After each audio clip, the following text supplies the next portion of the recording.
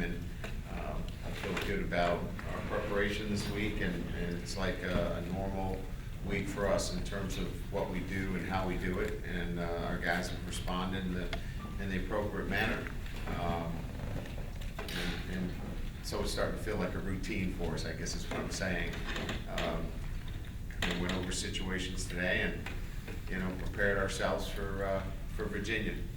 And, excited about the challenge. So I just think it's, we're at that point now where it's a good routine. Our guys are locked in and focused on the preparation. So, we have one more day tomorrow, and we'll head out tomorrow afternoon and finish off our preparation and play on Saturday. So with that, questions? Kind of week practice that Dexter Williams had for you? Pretty good. I think he'll have to be involved in the game plan. Certainly not not ready to handle everything, but feel confident enough that we'll get him in the game, and we think he's got a chance to certainly help us in the rotation.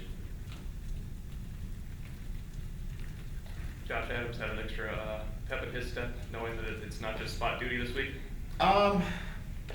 Does he approach things like pretty consistently rather than? Yeah. I think he probably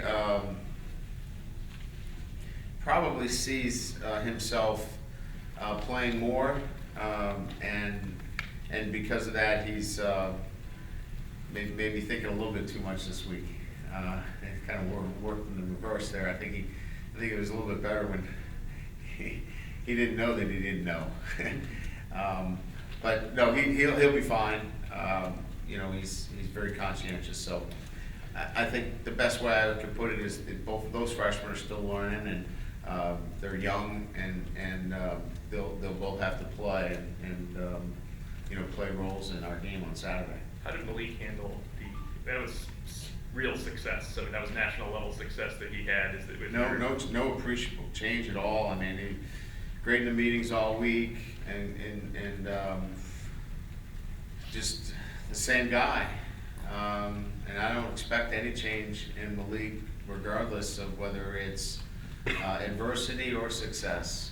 He's been around here a long time in the sense that he knows how to handle himself. He knows what to expect week in and week out, and I think that he won't be. I know this, that he won't change in the way he prepares himself, and that's a good thing. Brian, there was a video clip of the Showtime series that showed you talking to the team with Ronnie Stanley saying he couldn't accept his captainship.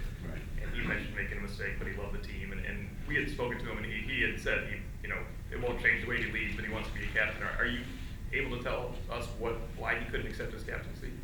Yeah, I prefer not to. I think that that's something between myself and our team.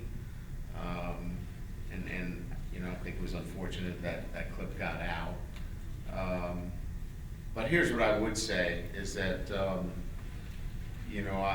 I can tell you that I have no problem with Ronnie representing our football team. His integrity and his character is not in question here, and certainly I wouldn't say that if we had something here that was such that I'd have to back away from him, and I think you guys can read into that. So he's still a captain in our minds in terms of the way he handles himself on a day-to-day basis. I think it was big of Ronnie in the way he handled himself, and moving forward, I think that's only going to help him at the next level in the way he handled himself. Ryan, this is kind of your second time through the ACC deal. Have you seen a benefit as far as recruiting, having more exposure in that area, playing games in ACC country, playing against ACC teams? I don't know that there's a particular bump in recruiting, because we recruited nationally, but I do think that there's clearly a group of student athletes now that pay more attention to Notre Dame because of that footprint. You know, Virginia, the Carolinas in particular. Now, we would have been there anyway, but certainly I think it has given us, you know, more notoriety in that area. So it's opened up, I think, the recruiting opportunities for us. So I think it just allows us now, you know, a couple of kids that we've recruited now, their families can see them play in that area. You know, Ashton White, for example, you know, here's a kid now, his family's gonna be able to see him play. So I think in certain instances it has helped a little bit, I guess you could say that. But I think it's still, you know, national recruiting for us. Having been a coach that's been in a conferences before, would you see any advantage from a scheduling standpoint, from the rhythm of a schedule standpoint, to being a full-blown member of the ACC someday? Oh, sure, absolutely, yeah.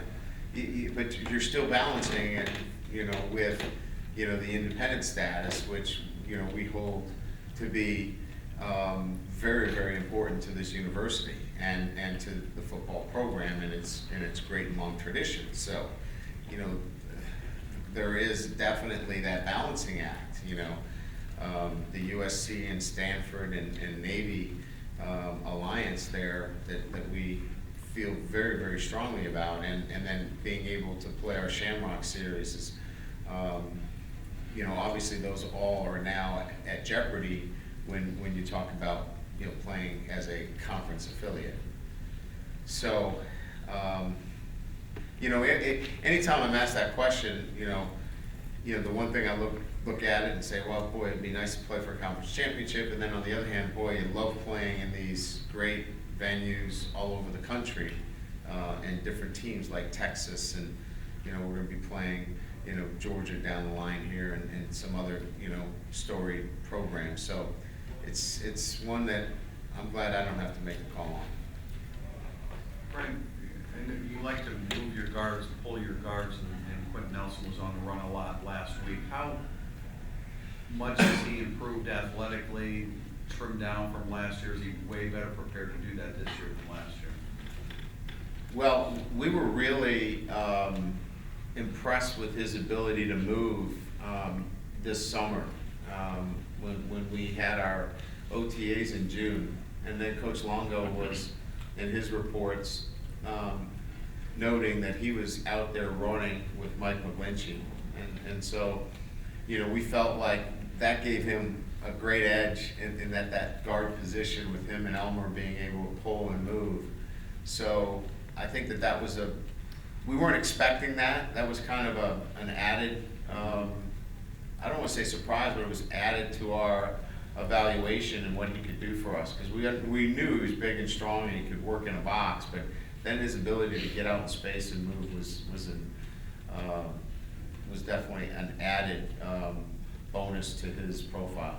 I don't think any of us realized that Pat Eilers was still going to be contributing this year. Is it in the same role? What is he doing? Yeah, it's probably not as much time. You know, he's doing a lot with development, but is doing some volunteer work for us as well. Saw your clip with Rich Eisen, and he brought up his alma mater, and you said the possibility of Notre Dame and Michigan meeting again is trending up. Can you comment further on that?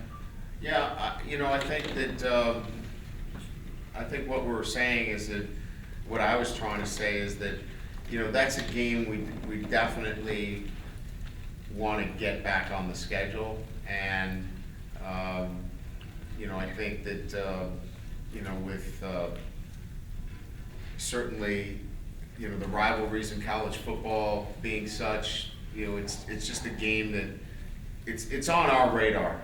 Let's just put it that way. You know, that we're looking at it now. There's a lot of juggling that would have to go on. I think they're locked into, you know, the mid 2020s, and we would have to be creative with maybe, you know, different games and such, but,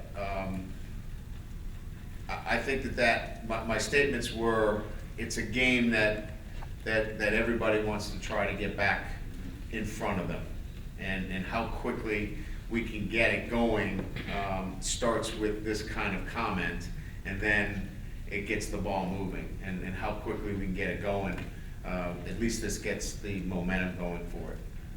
I'm not gonna get it done myself, let's put it that way. But I think you can tell I would like to get it going.